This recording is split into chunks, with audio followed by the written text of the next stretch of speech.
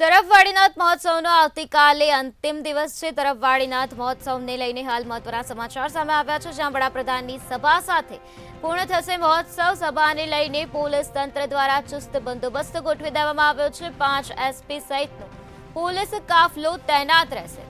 સભા સ્થળ સુધી પહોંચવા 140 એસટી બસ મૂકવામાં આવશે। વિસનગર અને ઊંઝા તરફ 1 કિલોમીટર દૂર પાર્કિંગની સુવિધા કરવામાં આવી છે।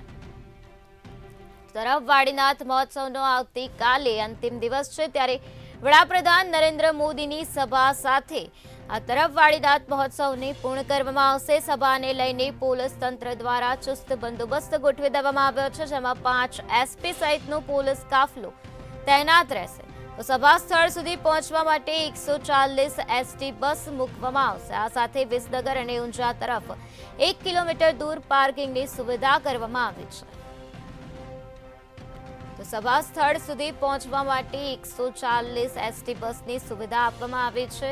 ત્યારે વડાપ્રધાનની સભા સાથે આ મહોત્સવ પૂર્ણ થશે। આવતીકાલે તેનો અંતિમ દિવસ છે। સભાને લઈને પોલીસ તંત્ર દ્વારા ચુસ્ત બંદોબસ્ત ગોઠવી દેવામાં આવ્યો છે।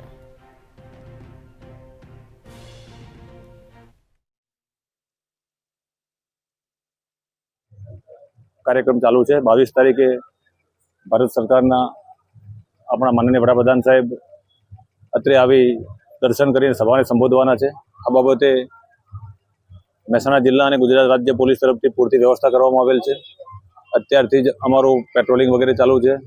પૂરતી સંખ્યામાં પોલીસ ફોર્સ અને અધિકારીઓને અહીંયા ડેપ્યુટ કરવામાં આવેલ છે અને અત્યારે 22 તારીખના કાર્યક્રમની સંપૂર્ણ તૈયારીઓ કરવામાં આવેલ છે। લોકોને અગવડ ન પડે, ખાસ કરીને ટ્રાફિક માટે કેવા પ્રકારની વ્યવસ્થા? 22 તારીખના કાર્યક્રમમાં આવનાર લોકોને કોઈ પણ જાતની અગવડ ન પડે એ માટે તમામ રોડ તરફ જ્યાં જ્યાંથી લોકો આવી રહ્યા છે ત્યાં પાર્કિંગની અલગ વ્યવસ્થા કરવામાં આવેલ છે। તમામ પાર્કિંગ સુધી પહોંચવા માટેના વ્યવસ્થિત રસ્તાઓ કરવામાં આવેલ છે।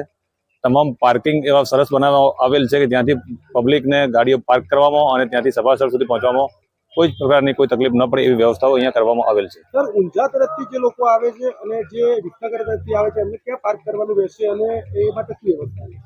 ઊંઝા અને વિસનગર બંને રોડ તરફથી આવતા લોકો માટે બંને બાજુ અલગ અલગ પાર્કિંગ બનાવવામાં આવેલ છે। વીઆઈપીના પાર્કિંગ પણ અલગ છે, જનરલ પાર્કિંગ પણ અલગ છે, બસ જે આવવાની છે બસના પાર્કિંગ પણ અલગ છે અને દરેક પાર્કિંગ પર એના સાઇનબોર્ડ લગાવવામાં આવેલ છે કે કોને પોતાનું વાહન ક્યાં પાર્ક કરવાનું છે।